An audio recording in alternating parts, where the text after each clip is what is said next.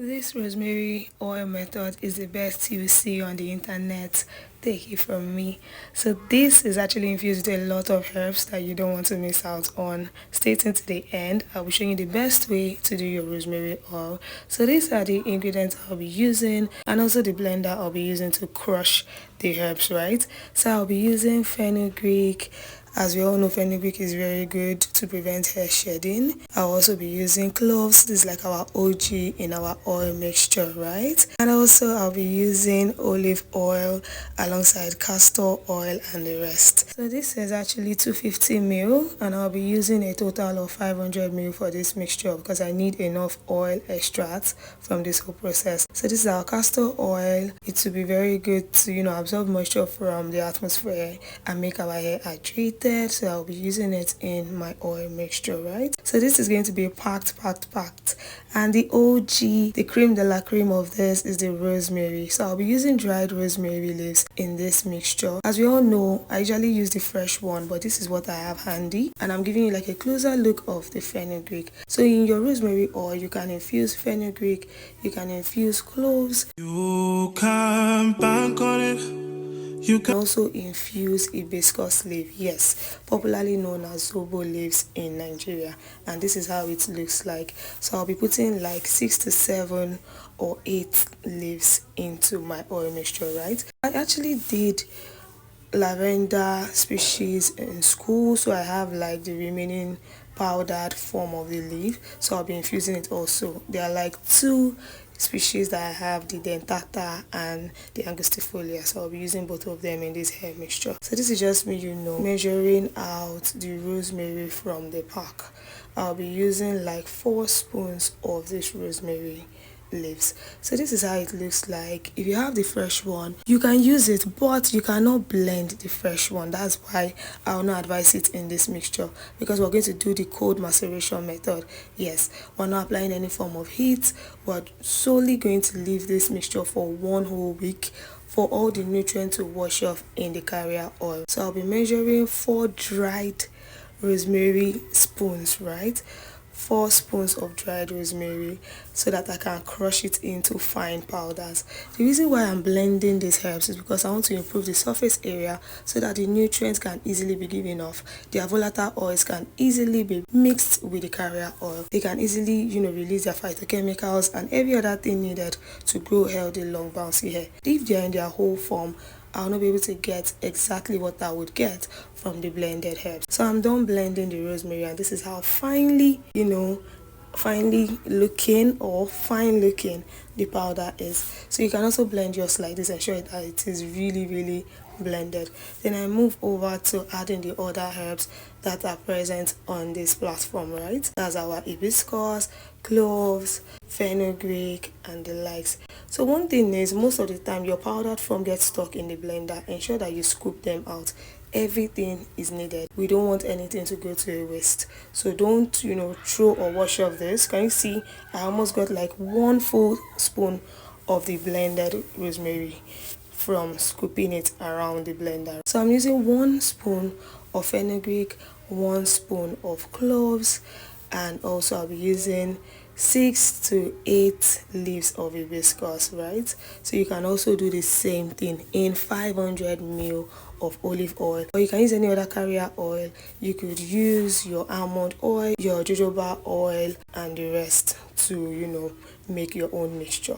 But I used olive oil the last time and it worked perfectly for me. That's why I'm repeating the same process by using olive oil. Can you see how this looks? It is so colorful because of the hibiscus. So I'll just pour this into the previously blended rosemary, and I'll try and mix all the herbs together. Now the container I'm using here is actually a plastic container, but I would advise that if you have an amber bottle, you can use that instead. That would actually help you even more. But because I'm not having a big amber bottle at hand, that's why I'm making use of this bottle. But please use an amber bottle. It would help to preserve this whole mixture even much more. So this is just me measuring my lavender, 1 spoon of the angustifolia. Then I also measure 1 spoon of the dentata, 1 spoon each, right? So this is optional. This is totally optional. Not everybody have lavender in their homes. Like I said, it was what I used in school for my analysis. That's why I still have it handy. But if you don't have it, you can just make good use of rosemary, cloves, hibiscus, fenugreek, right? And this can be exempted. But the more the merrier, the more herbs you put, the more potent your oil will be. That's why I said this is actually like the best rosemary oil you will see on YouTube, on the internet in 2025. So as you see me do, I'm mixing all the herbs together so that rosemary will not be on one side, hibiscus will not be on the other side. You can bank on it. You can put 100 grand on it. Anything I said, I'll stamp on it. So once I mix all the herbs together, I tend to pour in the olive oil. Like I said, you can use any other form of carrier oil, right? And you're good to go. So can you see, I'm pouring it directly into my powdered herbs. That is what you need to do. No form of heat, no form of external force, nothing at all. Just pour it directly into your container and you're good to go. And like I said, I'm using 500 ml. So after I pour the first 250 ml, I'll use the other 250 ml to wrap it all up. So one thing you need to do is you need to swirl your mixture so that it can, mix properly. And most times your herbs tend to stay beneath. So you need to also use like a spoon to stir it even more so that it will be uniformed, right? So this is it. You can put 100 grand on it. You swirl from time to time so that everything can be mixed. As you can see, some parts are dried. I'll have to use my spoon to just mix it all up so that no part will be left untouched. So you need to monitor what you're doing at all times. So as you can see, I'm turning in the remaining oil.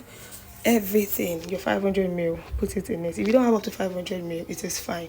But the less oil you use, the less herbs, right? Measurement of herbs you will use. Because you don't want your herbs to be way more than the oil, right? Because you need to immerse your herbs into the oil. So your oil is supposed to float above your herbs. Ensure that. It is very, very important. So once I'm done with this process, I go in with the castor oil. Castor oil is actually very good when it comes to our hair in general.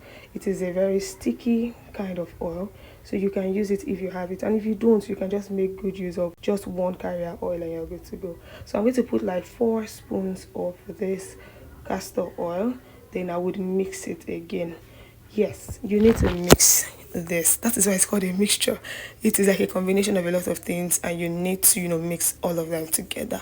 You need to blend all of them together. So that is what you see me do in this particular part. Can you see how our oil is looking? Can you see it? It is darker, it is richer in nutrients, it is just good to go. So I'm going to leave this for 1 week in a cool, dry place. 1 whole week.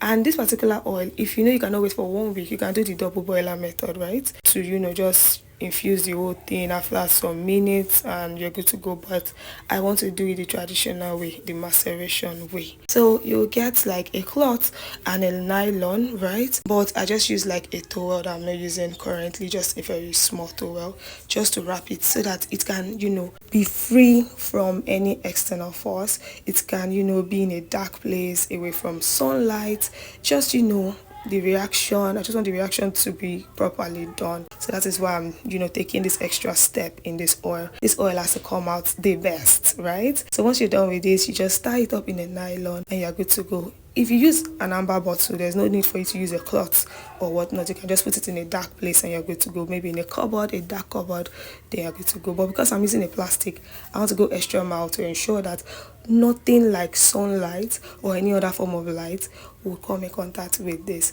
So once you're done, you tie this all up and voila, our oil is going to be infused for 1 week.